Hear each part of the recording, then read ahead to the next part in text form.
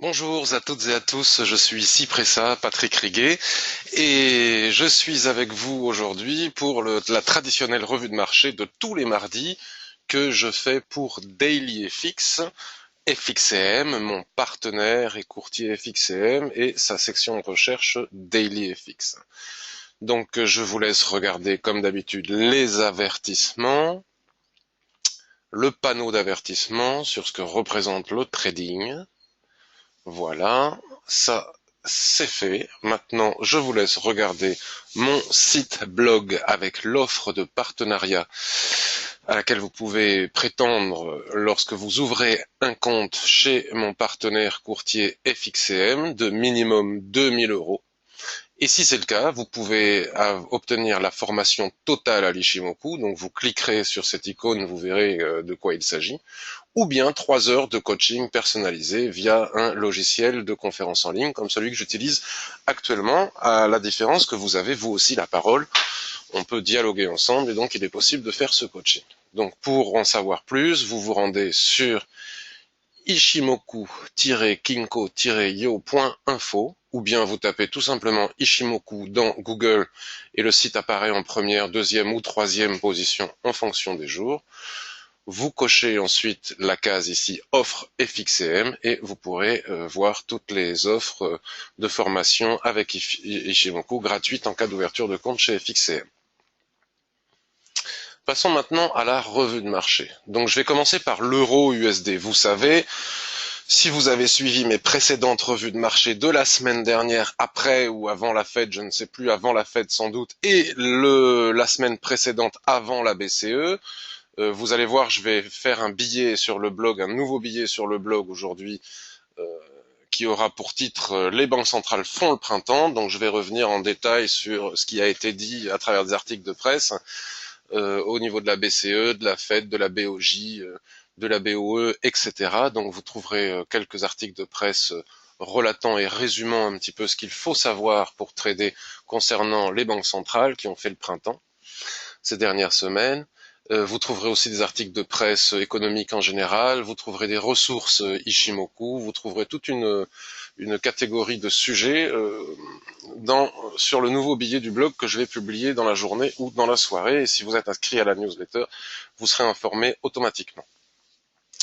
Tout ça pour vous dire que je ne vais pas recommencer en long, en large et en travers l'analyse de l'euro USD parce que c'est la même déjà maintenant depuis 2 semaines et les gens qui suivent, le but du jeu c'est de suivre les revues de marché pour mieux comprendre, sont tout à fait informés sur la situation. C'est-à-dire que les prix sont dans cette grande dérive latérale. Vous voyez là je suis sur un graphique hebdomadaire. Il y a eu, suite à la BCE et à la Fed, des cassures intraday à l'intérieur de ce range. Et donc l'idée est que les prix, étant donné qu'ils partent depuis le bas ici, ou voire depuis le bas ici, l'idée est qu'ils vont probablement, il n'y a jamais de certitude en trading, mais qu'ils vont probablement aller chercher la borne haute de ce range qui se trouve à 1,14. Donc l'idée c'est d'entrer en position pour aller chercher ces 1,14. Donc ce plan de trading, nous l'avons mis en place depuis maintenant 2 semaines, en particulier après la fête de la dernière fois, et il n'est peut-être pas loin de se produire. Donc là, il y a un tout petit peu de mouvement intraday, vous allez le voir sur le DAX et le SP500, parce que malheureusement, à l'heure à laquelle je suis en train de parler, je viens d'entendre à la radio qu'il y avait eu un attentat à Bruxelles à l'aéroport. Donc c'est normal que ça ait une légère incidence ou une grosse incidence sur le marché du Forex, notamment le marché action. Donc il faut faire attention. Donc l'idée était de voir si les prix n'allaient pas revenir chercher un point bas par ici sur cette ligne de tendance, qu'on peut tracer aussi sur plusieurs unités de temps, notamment sur le H1, mais probablement vont-ils la dépasser pour venir chercher Kijun ici. Peut-être pas tout à fait Kijun, parce que ce qui est intéressant, c'est de voir cette configuration chartiste. Alors certains pourraient y voir un biseau, moi j'y vois plutôt un fanion. D'accord, ici nous aurions le mât, vous voyez, je vais passer sur le daily. Bon, même sur le weekly, vous voyez, ici nous aurions, avec ces deux chandeliers qui ne font qu'un, nous aurions le mât, ici nous aurions le fanion. Donc pour moi, jusqu'à preuve du contraire, c'est-à-dire tant qu'on n'a pas cassé la Kijun à la baisse, ça reste une configuration haussière. Donc jusqu'où est-ce que les prix vont naviguer à l'intérieur de ce fanion? Je ne sais pas. Donc l'idéal, ce serait qu'ils viennent chercher la Kijun ici, vous voyez. Et là, à partir de là, s'il n'y a pas de clôture en H4 du chandelier sous la Kijun, il serait peut-être envisageable, en tout cas c'est mon plan, d'acheter ici pour aller chercher les 1,14. C'est un plan que nous avons mis en place déjà depuis 1,14 et qui prouve qu'il n'est jamais nécessaire de se précipiter à l'achat quand il y a des cassures. Vous voyez là, il y a des gens qui se sont précipités, donc les gens qui ont pris ce mouvement, tant mieux pour eux. Ceux qui l'ont pris tout en haut, bon, ils sont en train de vivre le retracement. Il n'y a aucune nécessité de se précipiter à l'achat et encore une fois, je démontre qu'il n'est pas nécessaire de trader tous les jours, tout le temps, en permanence, comme je le vois sur Internet, sur les réseaux sociaux, pour gagner de l'argent en trading. Il suffit de gagner, comme je le dis souvent, 2, 3, 4 trades dans le genre par mois pour très largement gagner sa vie et faire fructifier son capital. Il n'y a vraiment aucune raison d'over-trader. Il suffit d'attendre que les plans se déclenchent. Et le trading est ainsi fait qu'il y a des périodes où les plans se déclenchent très très vite, et on en a plusieurs qui se déclenchent et où il est possible de trader tous les jours. Et il y a des périodes peu favorables au trading où les plans ne se déclenchent pas rapidement et où on a plutôt intérêt, selon ce que je vois sur les réseaux, Twitter, etc. Il y a des gens qui se plaignent d'avoir des pertes en ce moment, que le marché serait illisible, etc., etc. Oui, bon, plus qu'illisible, il n'est peut-être pas dans une période favorable, il faut attendre qu'elle soit favorable, donc sur les niveaux de retracement, de support, de résistance, et parfois ça prend son temps, comme on peut le voir avec l'euro USD, puisque ce plan, ça fait déjà plus de 2 semaines maintenant que nous l'avons. Une autre manière de faire, c'est si on arrive ici sur le niveau de Kijun, c'est-à-dire à 1,12, il n'est pas interdit de basculer sur le H1, voire même sur le M15, mais plus on bascule sur une unité de temps inférieure, plus on prend de risques, et d'anticiper le signal directement sur H1, c'est-à-dire sans attendre la clôture. Admettons qu'ici à 10 heures, on ait un superbe chandelier de retournement, moi je sais pas, moi un doji, un marteau, quelque chose, une mèche basse en dessous qui clôture à l'intérieur de cette configuration.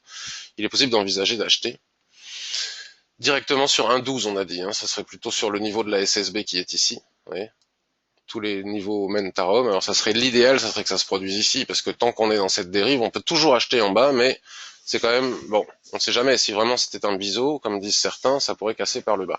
Donc voilà, le plan est concret, on peut aussi faire ceci sur le M15. Nous avions un autre plan de trading que j'avais proposé ces dernières semaines, qui n'a pas bougé, qui est tout à fait intact aussi, et qui ressemble énormément à la configuration que l'on vient de voir sur l'euro USD. Alors, je rappelle un petit peu le plan très rapidement. Je ne vais pas effacer ce que j'ai écrit ici.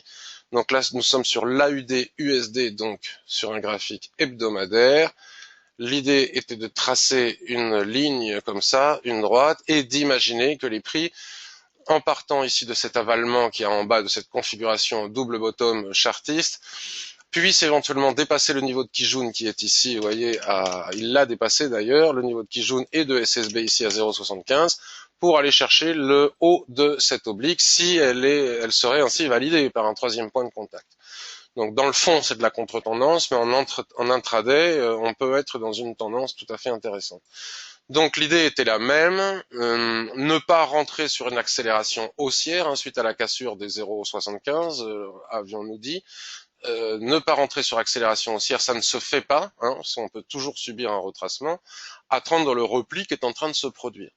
Donc hier, je dessinais cette ellipse ici, et cette flèche, pour continuer de montrer sur un autre forum que mon plan consistait toujours à attendre un retour ici sur cette oblique, vous voyez, et à la fois sur le plat qui joue ici. Alors ici, ça serait idéal, parce que ici aussi, nous avons le même fanion que ce que l'on peut voir sur l'euro USD. Donc là, on serait sur un triple support qui permettrait Kijun, SSB, oblique, voire même ici l'oblique de ce drapeau, qui permettrait de peut-être prendre appui pour aller chercher l'oblique que nous avons vu sur le weekly. Donc j'ai dessiné cette petite ligne en pointillé verte ici, bleu canard, comme il est à la mode de dire. Voilà. Je vous dis ça parce qu'en ce moment j'ai affaire à des peintres et notamment une décoratrice d'intérieur qui me parle de bru de noix dans les couleurs, de bleu canard. Alors, je découvre tout un monde de couleurs que je ne connaissais pas. Donc je l'ai dessiné parce qu'il m'arrive parfois encore de temps à autre d'utiliser le RSI 21, je dis bien 21. Et donc j'avais détecté cette divergence, regardez comme elle est belle cette divergence, donc ce qui prouvait qu'il était peut-être prématuré. Donc nous avions une divergence et à la fois une superbe petite étoile filante, comme ça qui renvoie les prix par le bas. Donc ici vous voyez l'oblique là du fanion n'a pas cassé, il faut faire attention. Donc on attend toujours, donc la divergence n'est pas validée, parce que pour qu'une divergence soit validée selon les règles d'utilisation du RSI 21 que j'ai apprises avec monsieur Cabage, que vous pouvez lire sur son ouvrage L'art du trading. La partie sur le RSI 21 est vraiment très intéressante. Tant que la zone de neutralité du RSI 21 n'est pas cassée, la divergence ici n'est pas validée. Nous avons ici une accélération. Si elle avait été validée, c'eût été un signal de vente probable sous la droite ici, mais il est probable aussi que ça ne renvoie que sur la zone de neutralité qui correspondrait à cette zone de support ici de l'Ishimoku et du chartisme pour pouvoir renvoyer vers le haut. Donc le plan est toujours intact et il suffit, comme pour Euro USD, de se montrer patient. J'ai dit sur Twitter qu'on regarderait aussi Euro AUD. Alors Euro AUD est intéressant. Alors évidemment, jamais facile à trader, hein, ce qu'on appelle les paires croisées. Jamais facile à trader puisque ça dépend un peu, il faut surveiller l'AUD et l'euro face au dollar. Mais regardez, ce qui est intéressant, c'est qu'on a ce magnifique chandelier ici qui fait résistance en haut, qui fait support en bas. Les prix sont en dérive latérale, le nuage est de plus en plus fin, signifiant qu'il y a peu de volatilité, et regardez comme les prix sont enfermés dans ce triangle. Donc moi, je pense qu'il est probable que si l'on casse en clôture H4 ici ce triangle, je dis bien en clôture parce que regardez comme il y a eu déjà des tentatives des vendeurs de casser cette borne du triangle, représenter ces tentatives par les mèches, et à chaque fois ils sont repoussés par les acheteurs.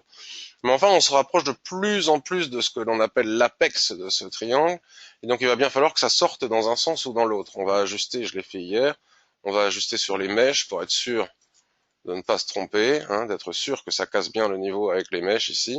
Donc une cassure ici suivie de son pullback permettrait d'aller chercher le haut du rectangle qui est ici, et une cassure du support ici suivie de son pullback permettrait de venir chercher le bas du rectangle qui est ici ou un petit peu plus haut sur les coups de 1,46, 48. Donc on a un nouveau plan de trading.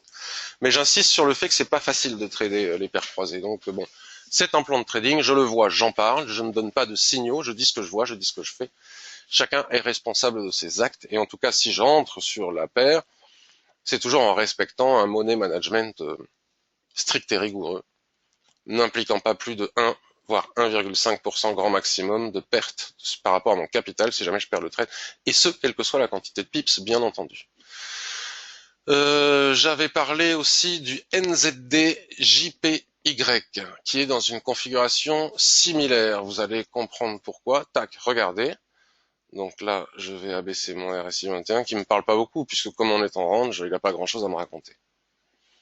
Et nous sommes dans une configuration tout à fait similaire, voyez, de dérive à l'intérieur d'un triangle avec le nuage Ishimoku parfaitement bien placé à l'équilibre, au milieu, avec les prix Ichikusen qui vont d'un côté et l'autre du nuage. Donc je rappelle que lorsque l'on est en dérive latérale, c'est-à-dire que le nuage n'est pas orienté à la baisse ou à la hausse, qu'il est horizontal et qu'il twiste sans arrêt, ça veut dire range, et que ça casse le coup à la théorie du Kumo Breakout. Les gens qui disent que lorsque les prix cassent le nuage ainsi que Chikou, c'est un signal de vente, oui, à condition de ne pas être en range. Donc en réalité, ça n'arrive quasiment jamais, puisque quand on est en tendance, on ne casse pas le nuage, puisqu'il est au-dessus, largement au-dessus des prix. Cela n'arrive qu'en cas de range, donc en général, il n'y a pas de signal d'achat si on casse le nuage par les prix ou Chikou ou réciproquement à la baisse. Il y a range, et à l'issue du range, c'est-à-dire lorsque les prix auront décidé de sortir par le haut ou par le bas, soit on reprend la tendance initiale, donc il n'y a pas d'inversion de tendance, malgré que les prix aient traversé le nuage ainsi que Chikou. Si ça passe dans l'autre sens, à ce moment-là seulement, on peut commencer à parler d'inversion de tendance. Le fait de savoir ceci, ce que j'explique parfaitement bien dans les formations ainsi que plein d'autres astuces, vous évitera de perdre beaucoup d'argent parce que dans des mauvais livres sur l'Ishimoku, il est écrit que la sortie du nuage par les prix ou par Chikou est un signal d'achat, ou inversement, si ça se fait par le bas, un signal de vente. Ou que lorsque les prix sont sous le nuage et Chikou sous le nuage, on cherche à vendre. C'est vrai en tendance, ce n'est pas vrai lorsque l'on est en range. Parce que regardez les gens qui cherchent à acheter ici, bien que Chikou soit sorti du nuage, enfin non, mais là, ici par exemple, eh bien, ils vont pas loin, ils subissent tout le retracement. Bref, ça c'était pour le petit tuto rapide, hein, mais imaginez que j'ai fait 4h30 de vidéo dans ma formation, 100 pages A4, etc. Donc il y a quand même beaucoup de choses à savoir. Donc là c'est un petit peu pareil que pour Euro AUD, vous voyez, si jamais on vient à casser, il est important d'attendre le pullback pour éviter les fausses cassures.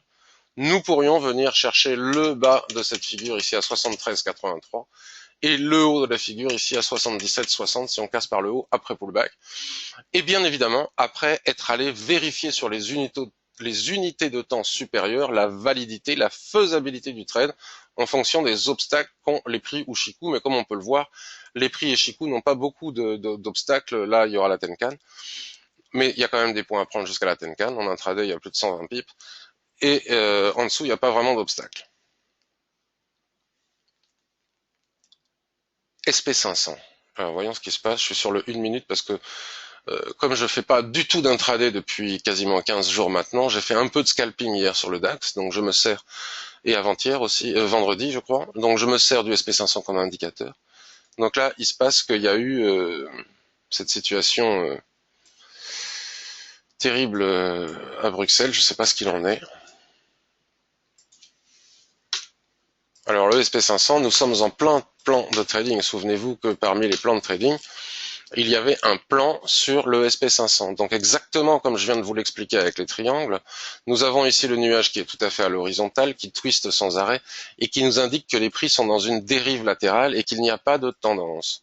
Voilà, ils sont enfermés à l'intérieur de cette dérive latérale. La SSB et la Kijun représentent l'équilibre de cette dérive latérale. On est venu avec ce marteau taper en bas, on monte en haut. La probabilité d'aller chercher en haut les 2100, avions-nous dit, est importante. Et l'idée était d'attendre la cassure de la zone de neutralité, c'est-à-dire d'équilibre du nuage, puisque lorsque l'on est en range, les lignes de l'Ishimoku ne jouent pas vraiment leur rôle de support-résistance, elles indiquent juste l'équilibre, mais parfois on peut subir des rotations partielles à l'intérieur du range, hein, comme je l'explique aussi dans les formations, qui renvoient une fois sur deux les prix vers le bas, voire nous indiquent le sens de la cassure. Donc lorsqu'on est au milieu ici, il ne faut pas trader, il faut attendre la cassure de la zone d'équilibre et ensuite on trade la tendance interne à ce range.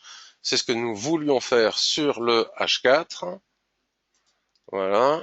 Donc regardez, on a matérialisé, j'ai matérialisé la ligne d'équilibre du range weekly avec cette ligne horizontale ici qui a cassé et nous avions dit que si nous avions un pullback sur cette ligne ou sur la Kijun, il était possible d'entrer en position pour aller chercher les 2100.